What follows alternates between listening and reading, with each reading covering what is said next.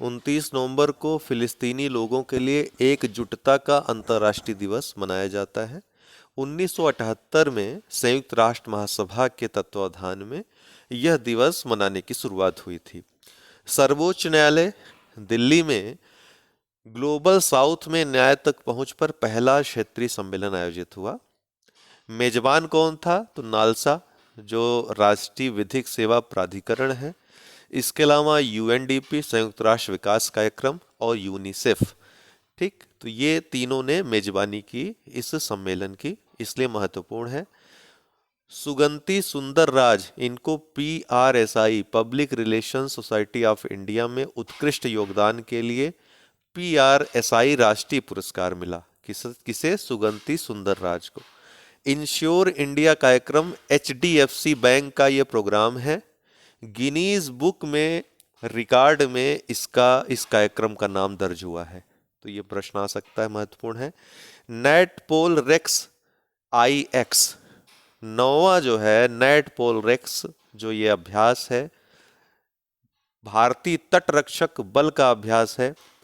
नौवां राष्ट्रीय स्तरीय प्रदूषण प्रतिक्रिया अभ्यास, जिसका नाम नेट पोल रेक्स है। यह वाडिनार में आयोजित हुआ, गुजरात में। भारतीय तट रक्षक बल के द्वारा यह अभ्यास आयोजित किया गया।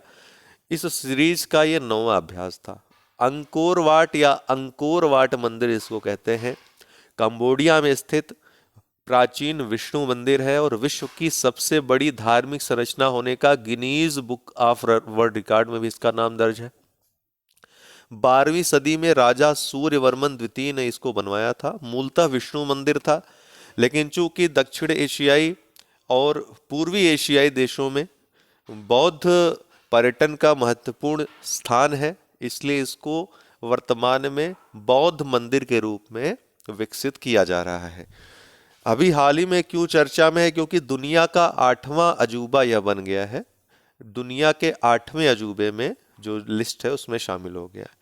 पहला खेलो इंडिया पैरा गेम्स नई दिल्ली में आयोजित होंगे। ये प्रथम संस्करण होगा खेलो इंडिया पैरा गेम्स का।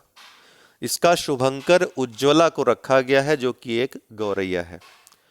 कटक उड़ीसा में महानदी के तट पर, कटक वही जिला है जहां पर सुभाष चंद्र बोस का जन्म हुआ था। तो उड़ीसा में महानदी के तट पर एशिया के सबसे बड़े ओपन एयर वार्षिक व्यापार मेले, जिसका नाम बाली यात्रा है, इसका आयोजन हुआ। इसके साथ ही याद रखिएगा, कटक किस नदी के किनारे स्थित है? महानदी के किनारे। ऑपरेशन 1027 म्यांमार में लोकतंत्र समर्थक जो फोर्सेज हैं, उनका सेना के विरुद्ध हाल ही में चलाया गया अभियान है। क्या नाम है? एक बार फिर से वहां सेना और जो लोकतंत्र समर्थक फोर्सेज हैं उनके मध्य संघर्ष देखने को मिल रहा है। तो ये जो अभियान है ऑपरेशन 1027, वहां पर लोकतंत्र समर्थक फोर्सेज का अभियान है सेना के विरुद्ध। आपको बता दें, नोट करने वाली बात है कि इसी वर्ष मई 2023 में एक चक्रवात आया था मोचा, बंगाल की खाड़ी में। म्यांमार उससे काफी प्रभावित हुआ था, तबाही मच गई थी म्यांमार में इस चक्रवात से। भारत ने इससे निपटने के लिए ऑपरेशन करुणा नामक एक अभियान चलाया था। याद रखिएगा नाम क्या? ऑपरेशन करुणा। अन्य चर्चित अभियान जो हाल ही में चर्चा में रहे हैं, ऑपरेशन अल अक्सा, जो कि एक आतंकवादी हमला था हमास का इजराइल पर। इसके बाद इजराइल ने पलटवार किया हमास पे। 2 बड़े अभियान चलाए। शुरुआत में ऑपरेशन आयरन स्वॉर्ड, हमास पे जो हमले थे। उसके बाद जो फिलिस्तीन में गाजा पट्टी में टनल में छुपे हुए आतंकवादियों को, हमास के आतंकवादियों को खोज करके मारने के लिए ऑपरेशन टनल नामक अभियान चलाया था।